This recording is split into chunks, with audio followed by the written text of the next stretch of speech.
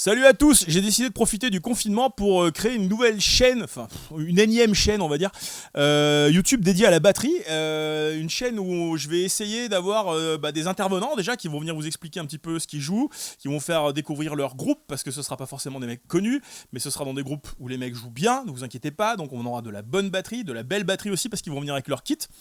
Il y a déjà des trucs de prévus, vous verrez, ça va être cool, mais il va falloir attendre le 11 mai pour ça, voire un petit peu plus tard.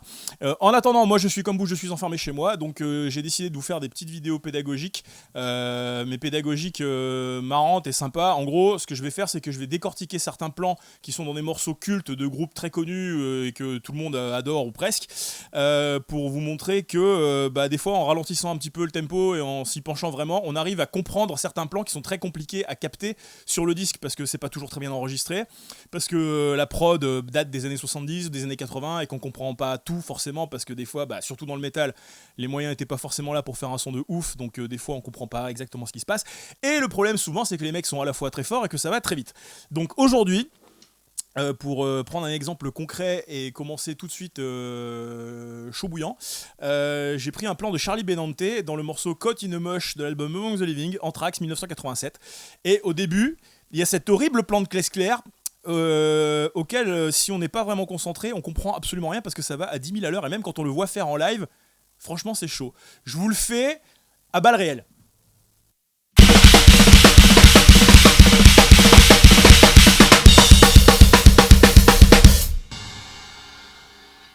Voilà en gros le truc que je vais vous expliquer. Donc en fait, ce qui fait Charlie Benante dans ce morceau-là, en dehors de jouer très bien, et sur ce break particulièrement, c'est qu'il joue un truc sautillant en fait. Il faut pas le comprendre comme un truc avec des rats de caisse claire, avec des rebonds, avec des trucs. En fait, il n'y a rien de compliqué. Il joue tout fort. Il n'y a pas de ghost note, il n'y a pas de trucs comme ça. C'est tout joué le plus fort possible. Alors après, il a son toucher à lui qui fait qu'on s'ennuie pas quand on l'écoute. C'est-à-dire que si c'était vraiment tout joué mécanique, j'ai du mal à le faire tout mécanique. Si c'était joué tout mécanique, on s'ennuierait sûrement et ça aurait pas la même saveur quand on l'écoute. Mais ce qu'il faut comprendre, c'est qu'il n'y a rien de compliqué. Alors je vous le fais au ralenti. Sur les éléments prévus. China, caisse claire, grosse caisse.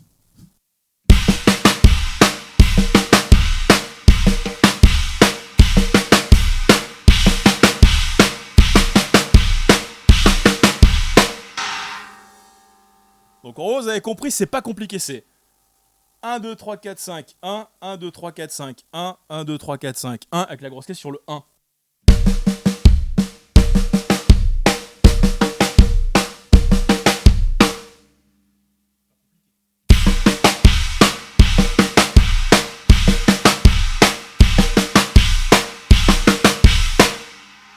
Et là où il faut pas se chier en fait, là où il faut pas se rater, c'est que beaucoup de gens font comme ça. En gros, j'arrive pas à le faire au ralenti, mais je vais vous le faire à vitesse réelle comme ça.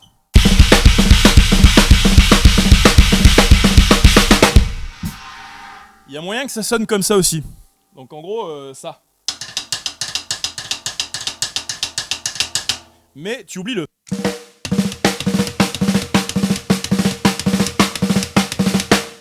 C'est ça qui fait tout le sel du plan. Au lieu de... qui est pas la bonne manière de le jouer. Charlie Benante le joue pas comme ça, il le joue comme ça. Alors la difficulté c'est d'aller de la China à la caisse claire, en plus la mienne elle est loin. Lui je crois qu'elle est plutôt vers là, un petit peu plus bas, un petit peu plus près. En même temps je l'ai vu en vrai, il est un petit peu plus petit. Je dis ça comme ça mais c'est vrai.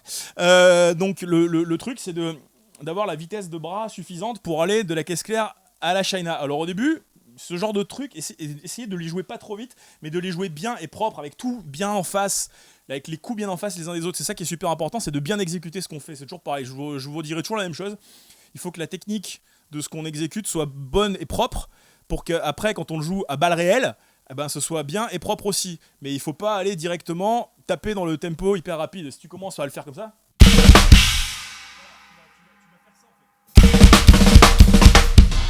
tu vas pas t'en sortir.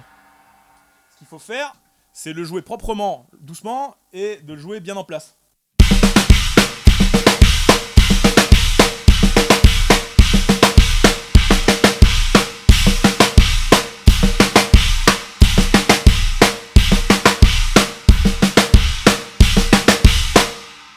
Il y a quand même une gymnastique, hein. C'est pas forcément évident parce que voilà, tu vois, c'est pas simple.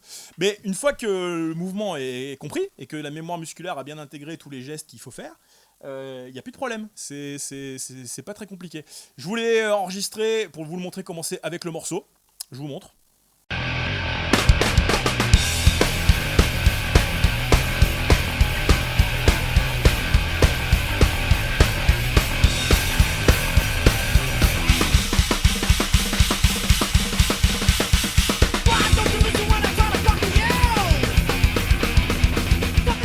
Vous vous rendez compte que ça va quand même assez vite. Donc il faut quand même le bosser un petit moment pour que ça rentre.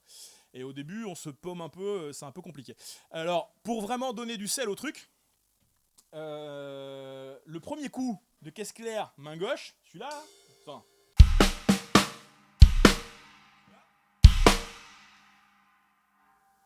si vous arrivez à mettre de la dynamique dedans, c'est-à-dire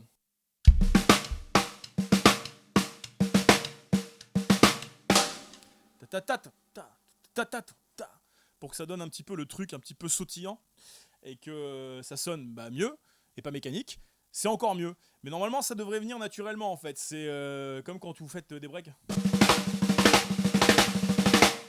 Pas de raison, normalement, vous arriverez à le jouer avec de la dynamique. Mais n'hésitez pas à mettre la dynamique même quand ça va pas vite. Ça, c'est important aussi. Parce que si vous arrivez à la mettre quand ça va pas vite, vous aurez moins de problèmes après à la retranscrire quand ça va vite.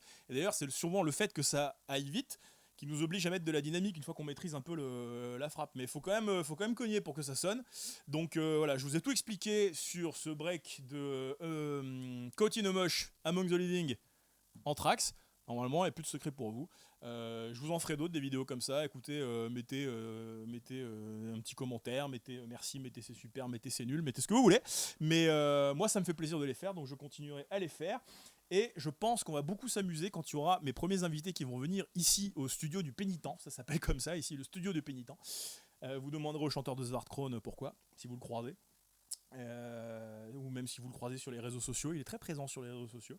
Voilà, donc quand tous ces braves gens viendront avec leur jolie batterie ici, on va beaucoup s'amuser, on va filmer plein de trucs et je pense qu'on va se régaler.